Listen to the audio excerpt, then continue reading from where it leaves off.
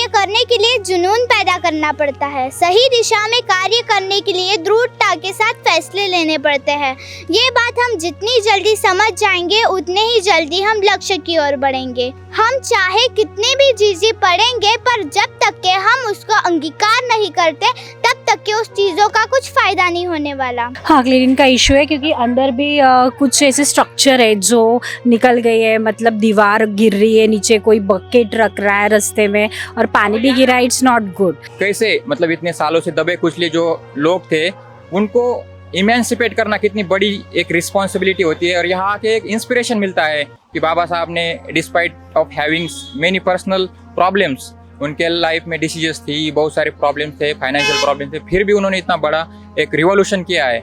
यहाँ के हमको बहुत दिल को सुकून मिलता है और प्रेरणा मिलती है कि बाबा साहब ने जो देश के लिए, जो अपने समाज के लिए जो किया है वो हमारे लिए बहुत ज़्यादा मतलब महत्व रखता है। जितने भी लोग बाहर से आते हैं उनको कोई कठिनाई नहीं जानी चाहिए और सभी लोगों को अच्छे से वो यहाँ पे स्टे कर सके और किसी प्रकार की कोई उनको मतलब सुविधा की दिक्कत ना हो, इस प्रकार का पूरा प्रॉपर मैनेजमेंट रहता है यहाँ पे। शासन प्रशासन सगळे इथे म्हणजे ते फक्त नावासाठी काम करतात की आम्ही काम करतोय बा म्हणून फोटोबाजी करण्याचं काम करतायत। स्वागत करता हूं मैं ओमराज सरदार आप सभी का आवाज इंडिया के इस आवाज विशेष प्रोग्राम में। सबसे पहले पूरे देशवासियों को और साथ ही साथ जो इस प्रोग्राम को देख रहे हैं उन सभी को 69वें धम्मचक्र प्रवर्तन दिन की हार्दिक शुभकामनाएं। नागपुर का सबसे बड़ा उत्सव कहा जा सकता है इसे। 69वां धम्मचक्र प्रवर्तन दिन हाल ही में 2 अक्टूबर को होने वाला है। इसकी पूर्व तैयारियां किस तरह से हो रही है, इसका जायजा लेने के लिए हम लोग यहाँ पर आए।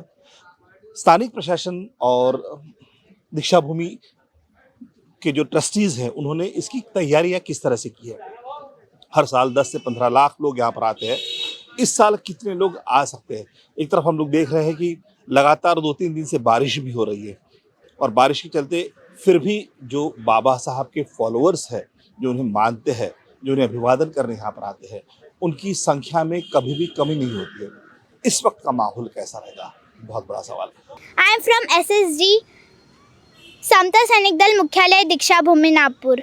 तो मैं आप सभी को समता सैनिक दल का थोड़ा इतिहास बताना चाहती हूँ क्योंकि मैं भी एक समता सैनिक दल की सैनिक हूँ। समता सैनिक दल मुख्यालय दीक्षा भूमि नागपूर। समता सैनिक दलाची स्थापना डॉक्टर बाबासाहेब आंबेडकरांनी केली होती। समता सैनिक दलाची स्थापना मानवमुक्तीच्या सत्याग्रहात केली होती। तो दिवस म्हणजे सर्वात पहिले त्यांनी 13 मार्च 1927 केली व स्थापना मानवमुक्तीच्या सत्याग्रहात 19 मार्च 1927 केली। जातीवाद वर्णवाद नष्ट करून डॉक्टर बाबासाहेब आंबेडकरांनी आपल्याला स्वातंत्र्य दिले संविधानासोबत। आणि समता सैनिक दलचा स्टॉल सुद्धा लागतो, तर तुम्ही पण त्या स्टॉलमध्ये विजिट द्यायला पाहिजे। कार्य करने के लिए जुनून पैदा करना पड़ता है। सही दिशा में कार्य करने के लिए दृढ़ता के साथ फैसले लेने पड़ते हैं। ये बात हम जितनी जल्दी समझ जाएंगे उतने ही जल्दी हम लक्ष्य की ओर बढ़ेंगे। सच्चे सैनिक अपने देश की आज़ादी के लिए लड़ते हैं, वैसे ही हम अपनी आज़ादी के लिए वैचारिक लड़ाई लड़ रहे हैं। हमें इस वैचारिक लड़ाई को अपने जीवन में प्राथमिकता देनी होगी, पर ये मत भूल जाइएगा बाबा साहब जी का अधूरा मिशन जो था भारत बौद्धमय करने का। बाबा साहब जी का कॉन्सेप्ट था कि एक मिशनरी का, सेमिनरी का, जहाँ पे हर धर्म जाति के लोग आए और वो बाइबल, द बुद्धाइस्ट धम्मा, जो भी पुराण वगैरह है उन सब को पढ़े और जो धर्म उन्हें अच्छा लगता है वो अंगीकार करे, उसकी दीक्षा लिए। तो मुझे ऐसा लगता है कि अभी तक हमने गौर नहीं किया है कि हम भारत बौद्धमय कैसे कर सकते हैं। मेरा ऐसा मानना है कि धर्मचक्र प्रवर्तन केवल एक बार। रेफरेंस अंगुत्तर निकाय। हे भिक्खु व सम्यक संबुद्ध अरहत तथागत धर्मराजा धर्माधिपत्य पहरेदारी की व्यवस्था कर धर्म से अनुवर्तित श्रेष्ठ धर्मचक्र प्रवर्तन करता है। बाकी सभी अन्य लोग केवल अनुवर्तन ही करेंगे। रेफरेंस अंगुत्तर निकाय। मैं उस देश की वासी हूँ जहाँ सम्राट अशोक के जैसा महाचक्रवर्ती हुआ करता था। मैं उस देश की वासी हूँ जहाँ छत्रपति शिवाजी महाराज जैसे महानायक हुआ करते थे। मैं उस देश की वासी हूँ जहाँ अपनी मेहनत से डॉक्टर BR अम्बेडकर जी ने हमें भारत का सबसे बड़ा इतिहास मतलब संविधान हमें दिया। और अभी जो 15 अगस्त हो के गया तो मुझे ऐसा लगता है कि अभी तक के जो मतदान का अधिकार है वो हमें मिला ही नहीं और उसे तो मजाक बना के रख दिया गया है। मुझे ऐसा सवाल आता है कि अभी तक के हमारा भारत देश बौद्धमय क्यों नहीं है। हमारे बच्चे यंग बच्चे समता सैनिक दल में जुड़ते क्यों नहीं है। तो जो भी इस चैनल के माध्यम से ये सुन रहे होंगे तो मैं उन्हें यही संदेश देना चाहती हूँ कि हमें अपने बच्चों को समता सैनिक दल में भेजना चाहिए। समता सैनिक दल का उपक्रम भी है, हमें उनको भेजना चाहिए और संविधान दी बुद्धा एंड इस धम्मा पढ़ने लगाना चाहिए। क्योंकि संविधान अगर जब तक के हम पढ़ेंगे नहीं तब तक के हम अपने हक और अधिकार जानेंगे नहीं। तो सभी से मैं विनती करना चाहती हूँ कि हमें अपना संविधान पढ़ना चाहिए। अगर हम जितना भी चाहे हमने लर्न कर लिया पर जब तक के हम वो चीज़ अपने अंगीकार नहीं करते हैं तो तक के हमारा कुछ फ़ायदा नहीं हो सकता। और बाबा साहब जी अम्बेडकर हमें यही बताते हैं कि हमें 3 पुस्तकें पढ़ना चाहिए, क्रांति और प्रतिक्रांति, the Buddha and his Karl Marx और the Buddha and his Dhamma. हम चाहे कितनी भी चीज़ें पढ़ेंगे पर जब तक के हम उसको अंगीकार नहीं करते तब तक के उस चीज़ों का कुछ फ़ायदा नहीं होने वाला।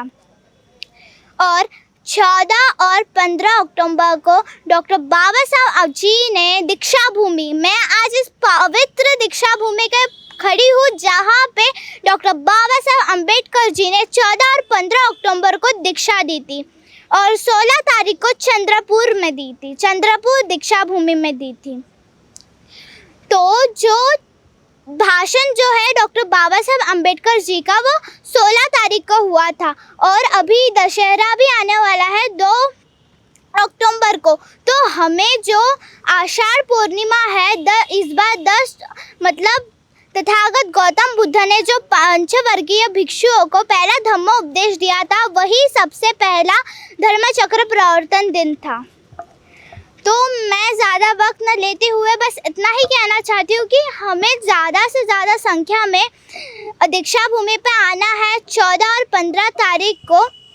बस इतना ही बोलती हूँ। धन्यवाद। जय भीम, जय भारत, जय संविधान। क्या सोचती है आप इस फेस्टिवल को लेकर, किस तरह से होगा ये फेस्टिवल?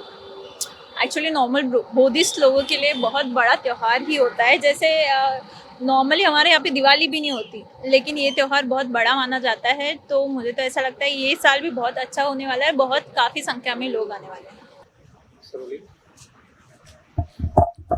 क्या नाम है आपका? मेरा नाम अशोक है। क्या कर रहे हो अशोक? मैं अभी PhD कर रहा हूँ जवाहरलाल नेहरू यूनिवर्सिटी में, स्कूल ऑफ इंटरनेशनल स्टडीज़।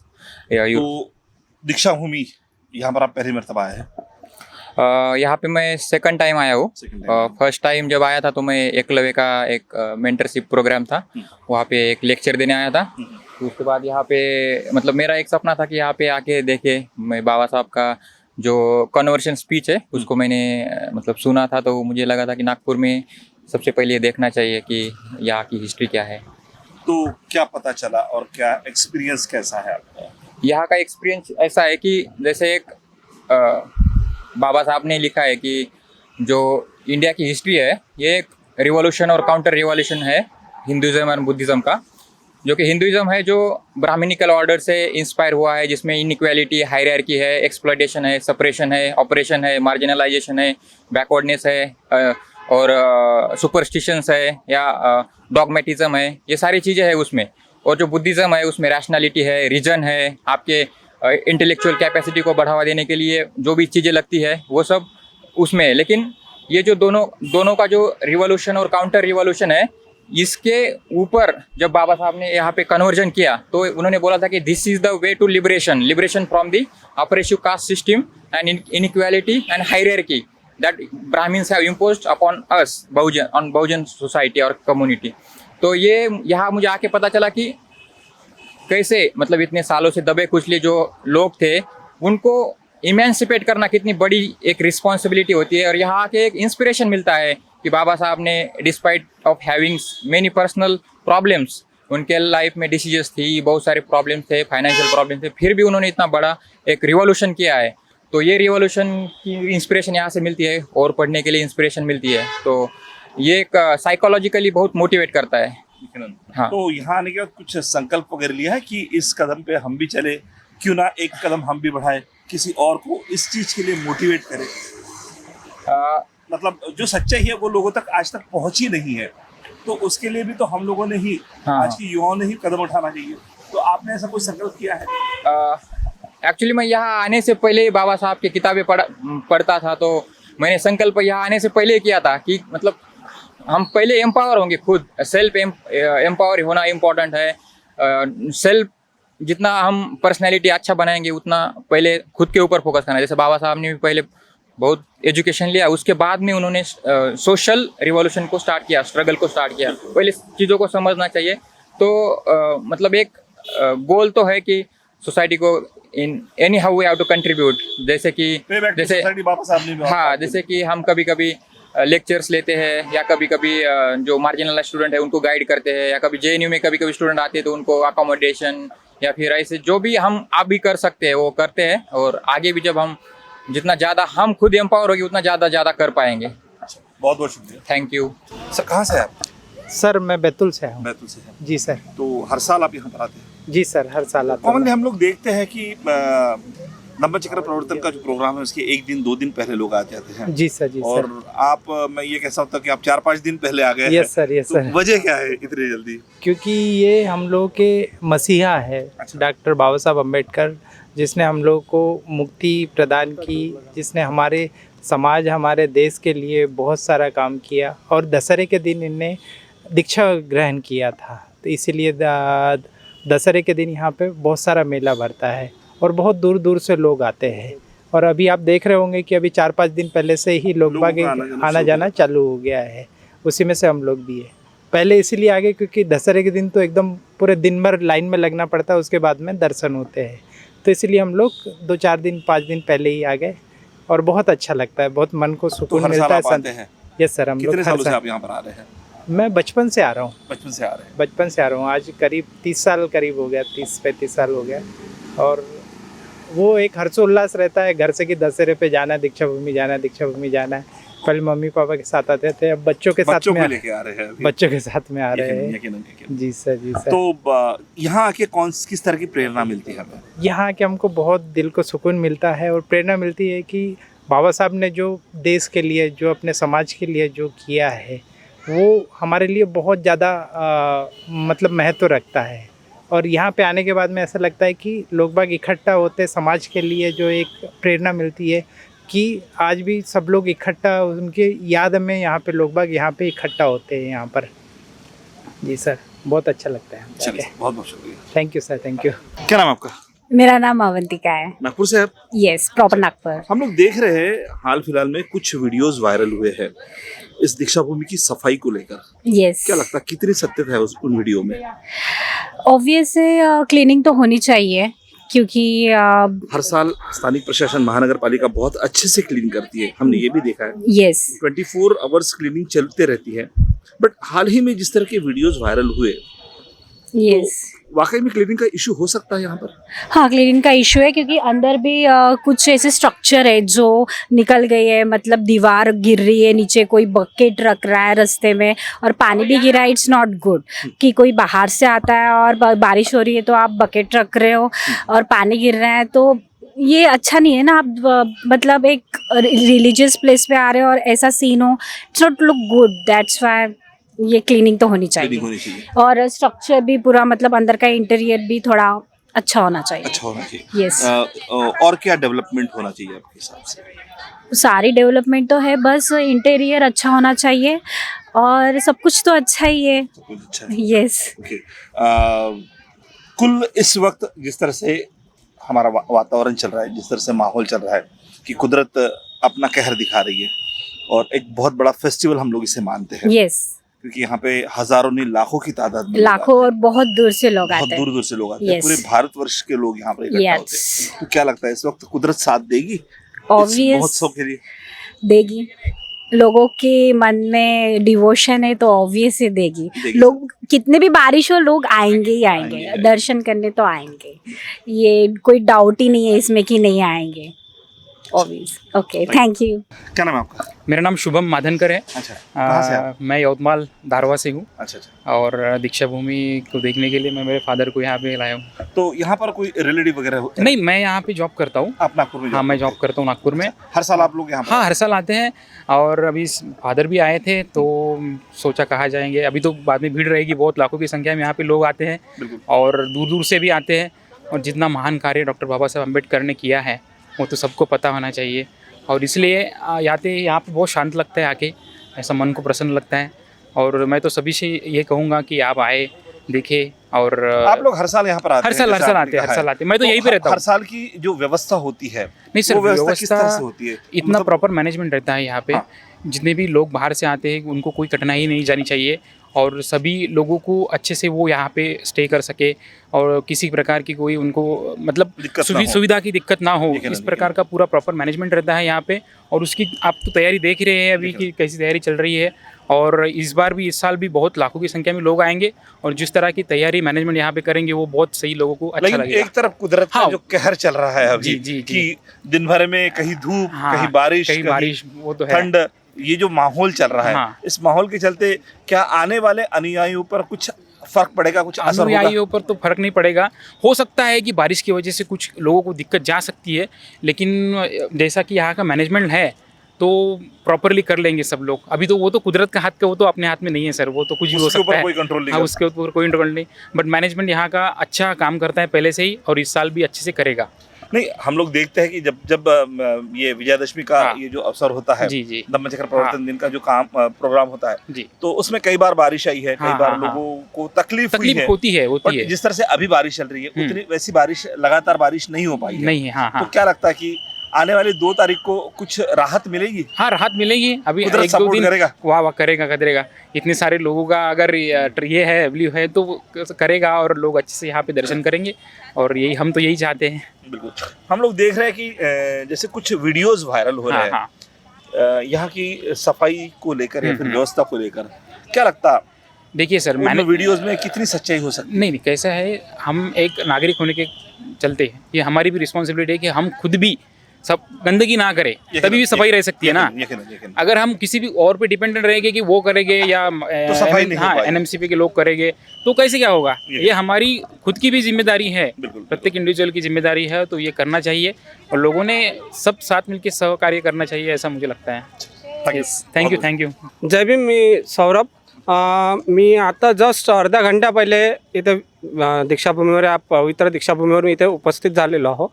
मागच्या साईडला हा डोमपासून ते पूर्ण मागचा जो ग्राउंड आहे तिथे तुम्ही जर जाऊन एकदा व्हिडिओ काढाल, व्हिडिओमध्ये तुम्हाला असं दिसेल की प्रत्येक जागेवर असे गड्ड्यामध्ये पाणी साचलेलं आहे. पूर्ण चिखलात असा पाय तुमचा इथपर्यंत भरतोय, पाय पूर्ण चिखलमध्ये जातोय आतमध्ये.